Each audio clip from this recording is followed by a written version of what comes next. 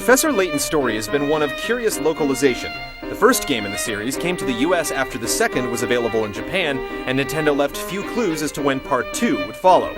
More than a year and a half later, players can finally don top hats yet again to solve hundreds of brain teasers and get to the bottom of another great mystery. The answer is out there, Luke, but I just need to find it.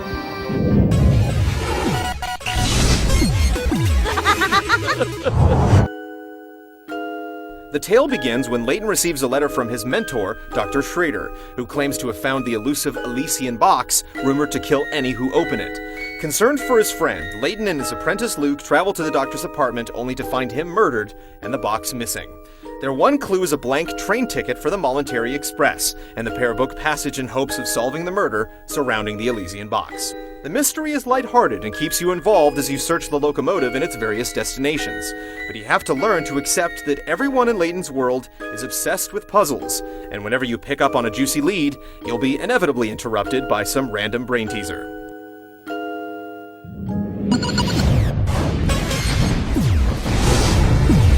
So what's the actual story behind the Elysian box anyway? All who open it die, huh? Diabolical Box is structured much like the first game, with 150 puzzles wrapped in the trappings of a mystery novel. Sometimes puzzles are related to the main quest, but more often they're brought up randomly by villagers or inspired by cues in the environment. In addition to the numbered problems, there are also several ongoing puzzles for players to tackle, which involve finding and collecting various components. There's a broken camera that you need to reassemble, an overweight hamster to get into shape, and a tea set that lets you create pleasing brews that endear you to the locals, who provide additional clues or bonus puzzles.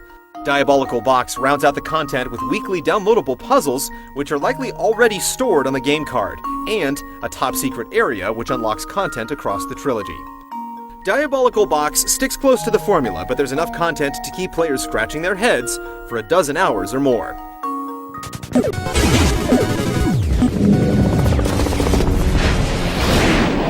Layton's logic puzzles draw on a variety of ways to stretch your gray matter, using basic math skills, careful observation, thinking in 3D space, or processes of elimination. You may see some solutions right away, but others will stump you, however simple the solutions may be. If you do get stuck, you can purchase hints at any time with coins hidden in the environment, but stocks are limited. While you can venture to guess at times, incorrect answers decrease the amount of pickerats you can win from a puzzle, which limits the bonuses you unlock after completing the game. One drawback to the first game was that its cerebral nature often required players to work out solutions with pen and paper, limiting its portability. Diabolical Box remedies this by including a memo function, which overlays a blank canvas over the puzzle screen, allowing you to work out equations or make other notes right on the screen. The difficulty curve in Diabolical Box is also a bit more gradual, which makes it less likely that you'll get stuck too early in the game.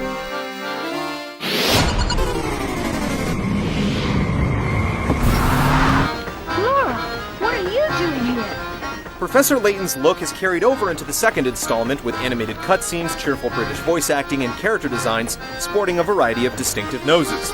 The accordion-rich soundtrack has some new cuts that you'll hear as you travel to distant locations, but the same music box tune returns to haunt you while solving puzzles.